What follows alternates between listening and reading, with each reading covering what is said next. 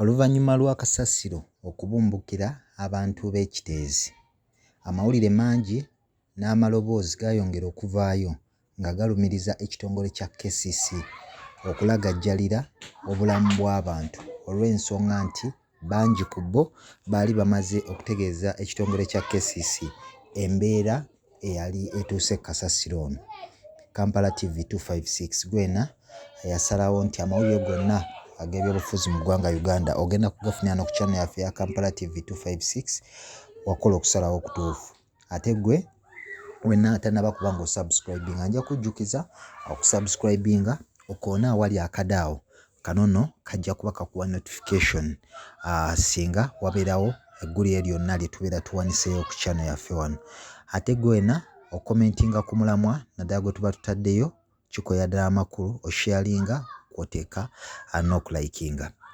Olunaku olwaleero omukulembeze w'eggwanga Pulezidenti Yoweri Kaguta Museveni agobye abadde akulira ekitongole kya KCC Dorothy Kisaka, agobye n'omumyuka we amanyiddwa nga Engineer David Luyimbaazi kwoteeka ne Director avunaanyizibwa ku by'obulamu mu kitongole kino ekya KCC amanyiddwa nga Dr. Okero.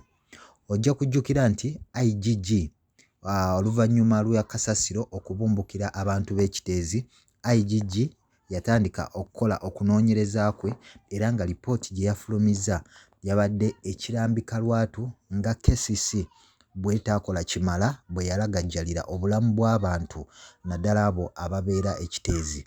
Olw'ensonga nti KCC eno baali baamala dda okugitegeeza nga kasasiro bwe yali azzeemu emyaafa oba entanda ng'essaawa yonna akyali kyeyoleka bweyolesi nti kasasiro ono agenda kubumbukira abantu olw'ensonga nti yali akoze olusozi. Bangi ku bantu amaloboozi gaavaayo, Road Mayor n'avaayo n'alumiriza ekitongole kya KCC okubanga tikyakola kimala n'okutuusa essaawa eno ekibuga Kampala okubanga kijjuddemu kasasiro mungi olw'ensonga nti KCC n'essaawa ya leero ekyalemeddwa okubeerako ettaka lyegula kasasiro ono okubanga ayiibwayo. Abantu 30 gy'emirambo egyazuulwa mu kasasiro ono nga kiteeberezebwa. Abantu abawerera ddala 30 be baasigala wansi mu kasasiro oyo olw'ensonga nti bano baalemwa okuzuulwa wa gye bali. Kati nno Dorothy Kisaka KCC nayo yakola okunoonyereza kwayo kwoteeka ne ofiisi ya Road Mayor era ng'emabegaawo abakansala ojja kujjukirako beekubidde ebikonde mu kanso ya KCC nga balumiriza Road Mayor okugaana okuvaayo okusoma alipoota eyo nga bo bamulumiriza okubanga yeekobaanye ne Dorothy Kisaka okulemesa alipoota eyo okuvaayo. Abantu bangi n'okutuusa essaawa ya leero baafiirwa ebintu byabwe nga n'essaawa eno bbanka ezimu zongedde okutwala ebintu byabwe nga beeyongedde okwekubira enduulu wa omuntu yenna anaabayamba.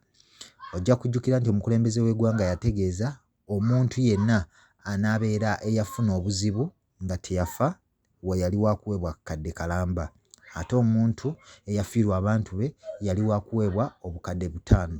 Era twalabako minisita avunaanyizibwa ku bibambulira omukyala Lilian Abba yavaayo n'awa abantu bonna abakosebwa ebyabwe ekiteezi akadde kalamba. Naye olunaku olwaleero omukulembeze w'eggwanga Pulezidenti Yoweri Kaguta Museveni avuddeyo n'awummuza oba n'agoba Dorothy Kisaka onoono nga yabadde ED akulira ekitongole ekya KCC, Engineer David Luyimbaazi onoono nga yabadde amumyuka kwoteeka ne Dr. Okero avunaanyizibwa ku by'obulamu. Kampala TV 256 gwena atanaba kuba ng'osubscribinga nja kujjukiza okusubscribinga, okulayikinga, commentinga n'okusharinga. Kankwagaliza akawungeezi akalungi siba bulungi weeraba.